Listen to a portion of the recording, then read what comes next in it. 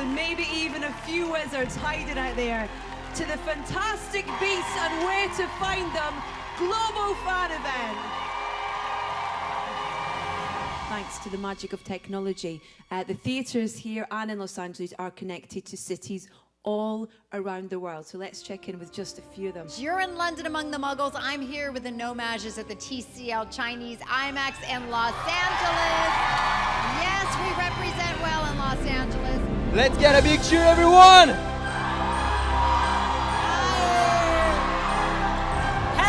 Hello to everybody. And we are thrilled to be here at the AMC Kips Bay IMAX Theater in New York City!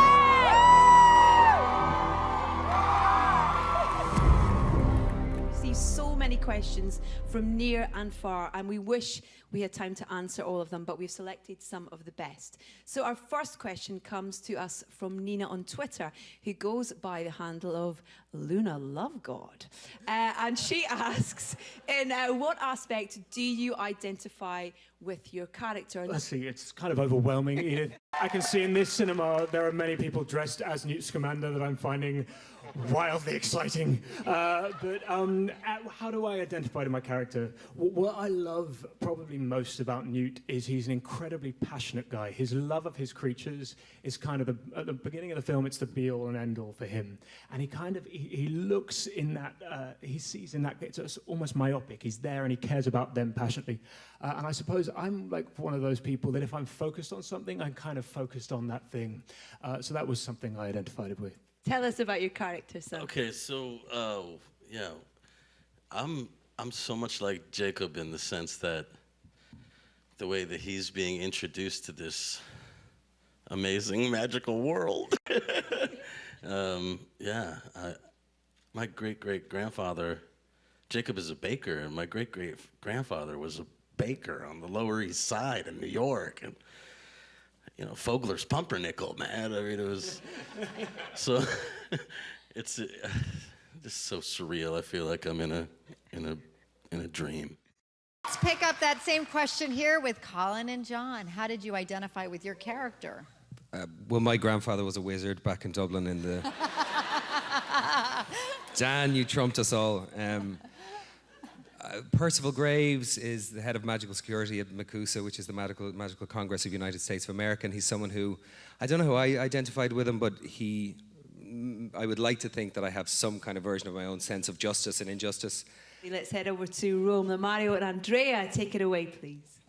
Thank you, Edith.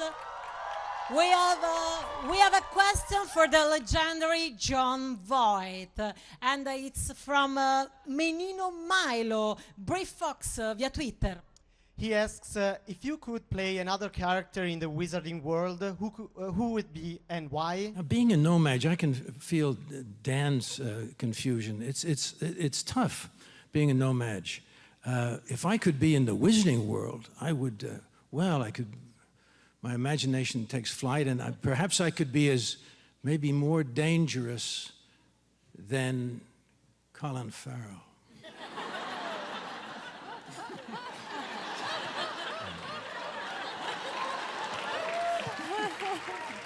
Let's go over to New York to our girls, Sarah and Jackie. Who's your question for?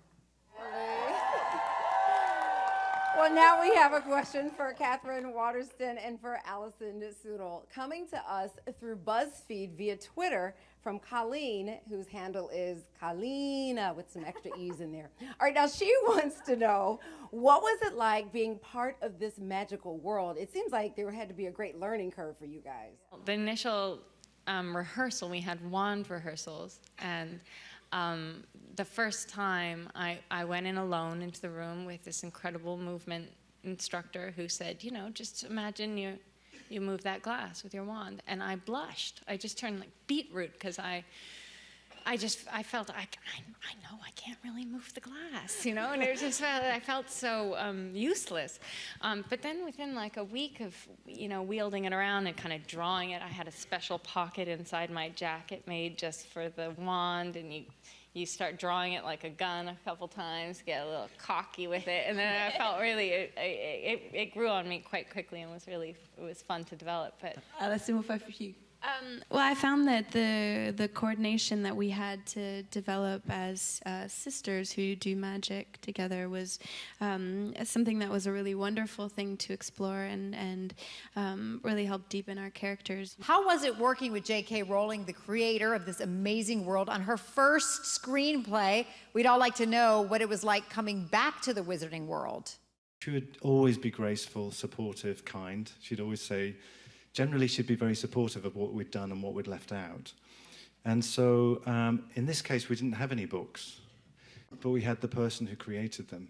And so we were working at the coalface with her very directly, and it was amazing to be sat around a table with her as she kind of created this amazing next chapter of this world, this universe. She's also, I mean, not only does she have this boundless imagination, but she's the most generous of collaborators. I mean, and particularly, you know, with David, she was there every step of the way in terms of supporting you and believing in you and allowing you to make the film that she wrote.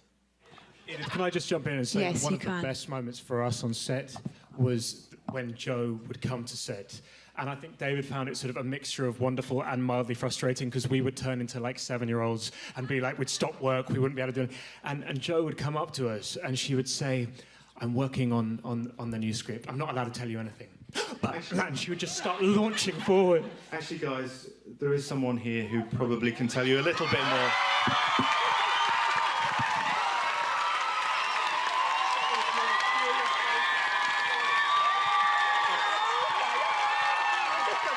Oh my God.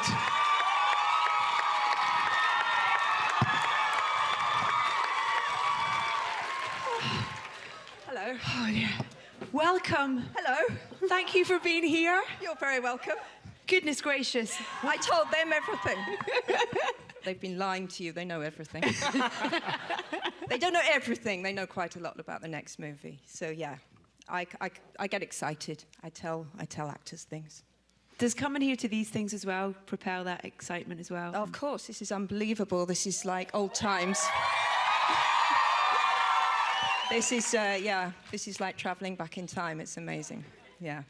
Can I just quickly ask what it was like for you as part of this? You know, we talked about it earlier about, you know, you being involved in writing the script and this being a different journey for you. We were doing some script sessions the other day, and I can tell you that we always knew it was going to be more than one movie. We knew that from the start, and we said a trilogy as a kind of placeholder, didn't we? Because we knew there would be more than one movie, but we've now, I think we can say, am I allowed to say that, David? Yes.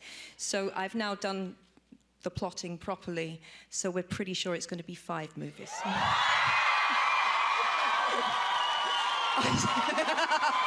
Which they didn't know. Feels like Christmas, doesn't it? No. It really does. That was amazing. What a wonderful surprise. On behalf of everyone here in London and everywhere around the world, thank you all for taking the time to be here tonight and being part of this incredible event, for this thing that you've all been part of and created all over the world. And I know we're all more excited than ever to see fantastic beats and where to find them. How about you guys? Yeah? Do you agree?